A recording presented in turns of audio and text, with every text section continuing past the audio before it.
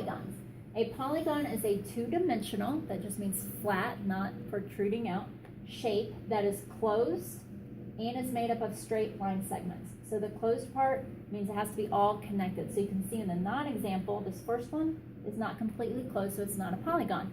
It also has to have straight line segments, which is why this one's not a polygon because it's all curved. This one's also not a polygon because although these are all straight, there's a little curved piece right there. These are some examples of polygons because they're closed and they all contain straight line segments.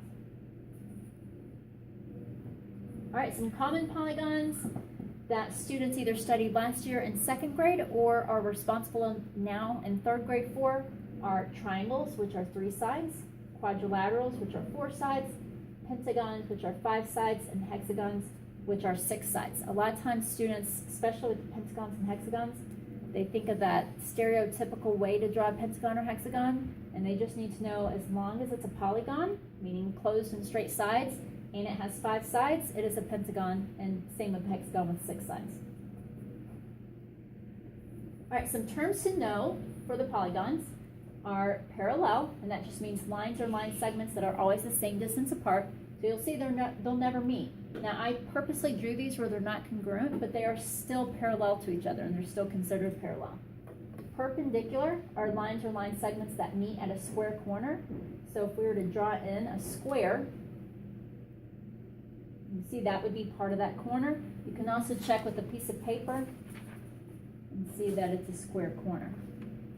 And then congruent just means equal, which is the same size or the same shape. They don't have to be facing the same way though. This is 3.5 inches, this is also 3.5 inches, so they are congruent to each other. All right, angles are also important when you're talking about polygons because you'll see why on the next slide, but the first one is a right angle. And again, a right angle is where 2 rays meet perpendicularly. So they're creating a square corner and it's perfect 90 degrees. You will always have a piece of notebook paper or a test or something in front of you that will have all square corners. Okay, so you can take any of the square corners and check to see if it's right angle. You can see this matches up perfectly and it's a right angle. I could check with this side. It doesn't matter because they're all square corners. An acute angle, the way we tell students to remember it is it's a cute little angle. And it's less than 90 degrees. Again, if you weren't sure, you could take your piece of paper because you know that's a square corner or a right angle. You could put it like right here. You can see, well, the right angle would be here. This is less than the right angle, so it's an acute angle. And the last example is obtuse. That's how we tell the kids to say it. So remember, big. So same thing, you can take a piece of paper and find where the right angle would be. That's where the right angle would be. This is larger than the right angle, so it is an obtuse angle, more than 90 degrees. All right, and then here's just 2 examples that encompass the terminology that we just learned. So in the first one, it says describe the dashed sides. So you can see here's the figure, and the top and bottom side are the dashed ones. Are they parallel? Are they the same distance apart the whole way and they'll never cross? Yes. So we check on that one.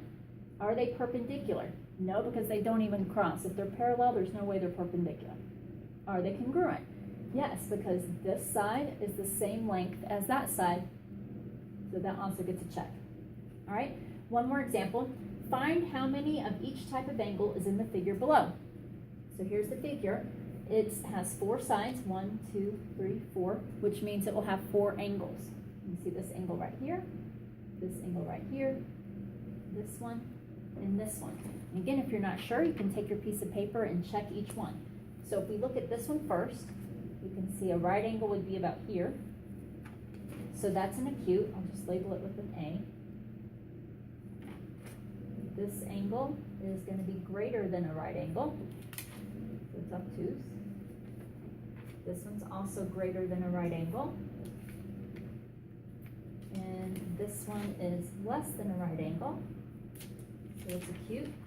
So if we were labeling this, we'd say there are 2 acute angles, there are 0 right angles, and there are 2 obtuse angles.